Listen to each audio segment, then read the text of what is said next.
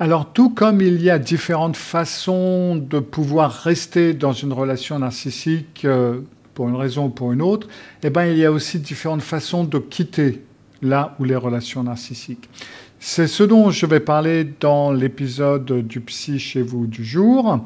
Alors, avant tout, souvenez-vous de vous abonner si ce n'est pas encore fait. Souvenez-vous de mettre un petit pouce en l'air si vous aimez bien. Et souvenez-vous aussi de cliquer sur la petite cloche pour être averti lorsque je mets une nouvelle vidéo en ligne. Commentez et partagez, vous êtes les bienvenus. Alors, quand je parle de partir ou de quitter une relation narcissique, je veux vraiment dire mettre une fin à une relation narcissique, faire du sans contact, partir, aller habiter dans un autre pays éventuellement, ou démissionner si c'est par rapport à votre travail. C'est vraiment, ostensiblement, c'est fini, tout le monde le sait, c'est officiel, ça n'est pas quelque chose d'à peu près. Alors oui, on va en parler parce que c'est pas aussi simple que seulement dire « bon ben voilà, je veux plus parler à cette personne narcissique ». Voilà, ça y est, c'est fini. Il y a plusieurs façons de faire et c'est de ça que j'aimerais donc parler. Donc la première façon de partir, c'est donc la grande coupure, c'est le sans contact. C'est vraiment, tu peux plus me trouver nulle part, j'ai disparu, je ne te réponds plus, je ne te connais plus, tu es bloqué de partout, j'ai changé d'adresse, tu n'as pas ma nouvelle adresse, pas mon numéro de téléphone, rien. C'est vraiment le sans contact. Et c'est vrai que le sans contact peut très bien marcher et marche même très bien si vous avez la capacité de le faire. Mais ce que j'ai rencontré, c'est que beaucoup de personnes qui font le sans contact, il y en a beaucoup d'entre elles qui se sentent coupables, qui culpabilisent quand elles font du sans contact. Un petit peu comme si on faisait une mauvaise chose. Alors, c'est vrai que c'est plus souvent par rapport à la famille que par rapport à un ancien conjoint, mais ça peut être dans tous les cas. Et puis, il peut y avoir certaines difficultés, comme le fait d'être humilié régulièrement par d'autres personnes que vous connaissez et qui connaissent la personne narcissique que vous venez de quitter, la personne avec qui vous faites du sans contact de toute façon. Il y a certaines personnes qui vont vous dire que « oh là là, mais t'es trop extrême, c'est extrémiste, t'as encore été voir des vidéos sur YouTube qui disent n'importe quoi ». Et cela peut également apporter certains dommages collatéraux. Parce que ça peut signifier que si vous ne faites pas seulement du sans contact avec la personne narcissique primaire, mais peut-être aussi avec d'autres personnes avec lesquelles vous étiez connectés tous les deux. Ça peut faire que vous pouvez risquer de perdre des amis ou des anciens amis communs, ou si c'est de la famille, certains membres de la famille que vous appréciez peut-être. Et donc, certaines personnes de votre entourage risquent de se sentir contraintes, surtout avec un petit coup de pouce de la personne narcissique, à devoir choisir son camp.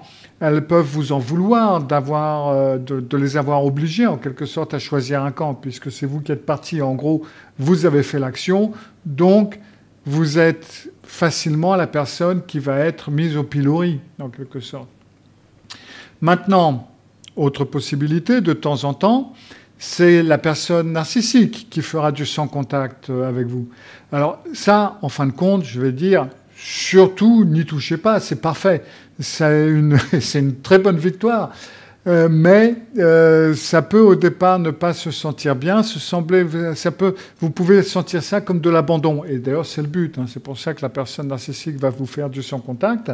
Mais si vous regardez les choses en face, c'est une bonne chose. Et c'est parfaitement possible. Et c'est quelque chose que j'ai vu arriver régulièrement. Et dans ce cas-là, eh ben, ça va vous aider à conserver vous-même un haut contact. Donc, laissez passer cette période d'abandon, travaillez-la éventuellement avec un psy ou avec des amis ou ce que vous voulez, mais surtout conservez-la, c'est très important. Maintenant, le sans contact, c'est pas toujours possible, c'est pas à la portée de tout le monde, même si c'est la meilleure solution, c'est pas toujours faisable. Cela peut être extrêmement difficile dans des systèmes familiaux, dans certains en tout cas, mais je l'ai vu arriver régulièrement. Hein, je l'ai utilisé moi-même, cette méthode. Mais c'est vrai que c'est pas facile. Il faut savoir jongler, il faut savoir communiquer avec pas mal de personnes, il faut savoir résister. Ça peut vous demander pas mal de choses. Et si vous coparentez, par exemple, ça complique énormément les choses. Oui, coparenter avec le parent narcissique, ça peut devenir très compliqué. D'ailleurs, je vais en parler dans ma prochaine vidéo, mais dans certains cas, donc, le parent narcissique peut parfaitement couper les ponts une fois que les enfants ne l'intéressent pas ou ne l'intéressent plus. C'est-à-dire que les enfants, en fin de compte, le plus probablement ne l'ont jamais intéressé. Ce qui l'intéressait, c'était de vous mettre les bâtons dans les roues et de vous casser les pieds et de vous embêter. Et puis, une fois que cette période est passée, après un certain temps, les enfants perdent leur intérêt. Donc cela peut arriver comme ça, où les parents narcissiques, tout d'un coup, vont couper les ponts, ou avec vous, avec les enfants, etc. Et donc, dans ce cas-là, voilà, quoi. Mais en règle générale, ça peut être compliqué de couper les ponts aussi avec un coparent narcissique, aussi par rapport à certaines, même quand les enfants sont adultes, par rapport à certaines situations de la vie actuelle, qui peut être votre mariage ou leur mariage, ou des enterrements, ou d'autres situations qui peuvent demander un certain contact. Mais en gros, moins vous avez de liens avec une personne narcissique, et plus la décision de faire du sans-contact devient facile. D'accord ? Ça va être plus facile avec un conjoint sans enfant, par exemple, que cela va l'être avec un conjoint avec enfant, ou que ça va l'être avec des membres de la famille qui peuvent avoir d'autres ramifications. Et puis, il y a le partir qui ressemble plutôt à juste mettre fin à la relation. Donc, vous avez beaucoup moins de contacts, même très peu de contacts, mais vous les voyez très occasionnellement. Alors vous pouvez faire le truc de la pierre grise ou de la pierre jaune ou ce que vous voulez, mais ça va être un contact qui va être occasionnel de temps à autre. Ça va être des situations que l'on peut voir régulièrement ou que l'on peut voir arriver dans des relations amoureuses. Alors ça ne veut pas dire qu'on reste amis nécessairement, ça aussi c'est un autre sujet, mais ça peut être quelque chose où on garde une forme de contact. Ça peut être mettre fin à une relation, mais par exemple vous avez certains amis en commun que vous avez gardés, donc il y a encore du contact. Et l'autre façon de penser, c'est un petit peu dans ce sens-là, c'est d'avoir la relation finie dans votre tête. Et comme vous vous dites, bon, voilà, plus jamais je vais faire ça, hein, c'est fini.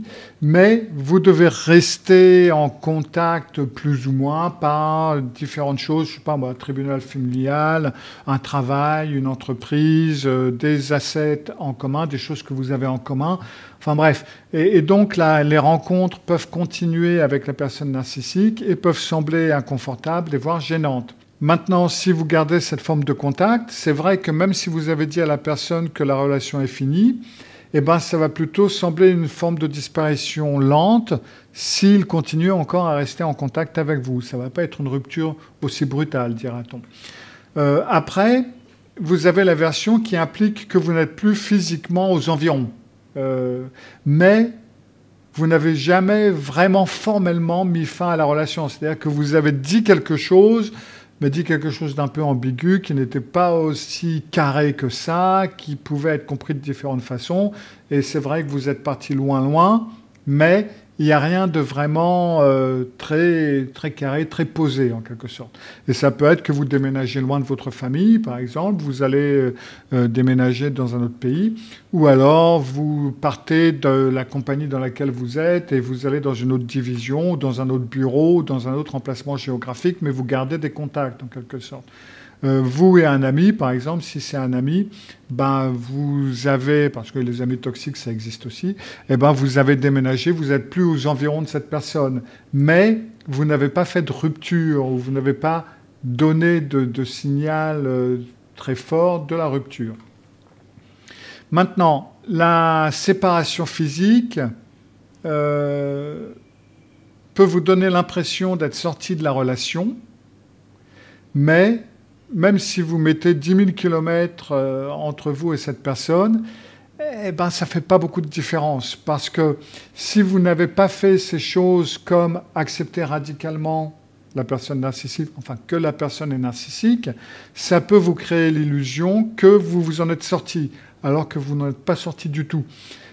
Parce que, et ça vous pouvez le voir, parce que si vous êtes toujours surpris quand ils vous envoient des messages invalidants ou des messages manipulateurs, des vocaux, des appels vidéo de réalitorsion ou des choses bizarres sur un texto WhatsApp de groupe dans lequel vous êtes, si vous êtes surpris de ce genre de comportement, c'est que vous n'avez pas accepté radicalement que cette relation est finie, que cette personne est narcissique, et cette personne peut toujours entrer dans votre tête et entrer dans votre esprit en quelque sorte. Parce que oui, ça peut être tentant de dire, bon ben voilà, ça y est, maintenant j'ai déménagé, on a 12 fuseaux horaires entre nous, maintenant j'ai plus besoin de me concerner de ma famille ou de cette personne en gros. Mais il y a ce qui s'appelle le lien traumatique, et le lien traumatique, il est très élastique, il peut s'étendre même aussi loin que ça. Et donc, ça vous donne l'illusion que vous êtes sorti de la relation, alors qu'en fin de compte, vous y êtes toujours. Alors, c'est vrai que physiquement, vous n'y êtes plus, mais ce qui se passe, il y a toujours une emprise, et cela vous affecte toujours. Si vous acceptez radicalement, là, vous avez plus de distance émotionnel, vous avez plus de distance avec cette personne, même si vous habitez à la porte à côté, plutôt que de ne pas avoir fait l'acceptation et pris la responsabilité, et que vous vivez donc à 5000 km de la personne. Dans tous les cas, gardez à l'esprit que mettre fin à une relation narcissique peut comporter certains risques. Alors par risque, je veux dire des choses comme un abus post-séparation. Vous allez avoir des campagnes de diffamation. Alors, généralement, les campagnes de diffamation, elles ont démarré déjà quand vous étiez toujours ensemble. Mais bref, elles vont s'intensifier.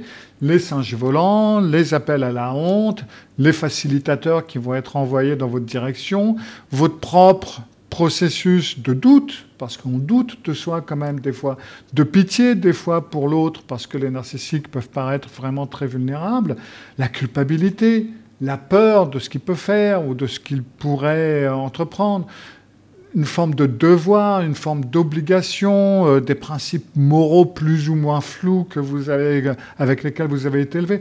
Bref, donc il y a certains risques et il peut y avoir certaines retombées. Et ce qui est important, c'est que la guérison arrive, que vous restiez ou que vous partiez.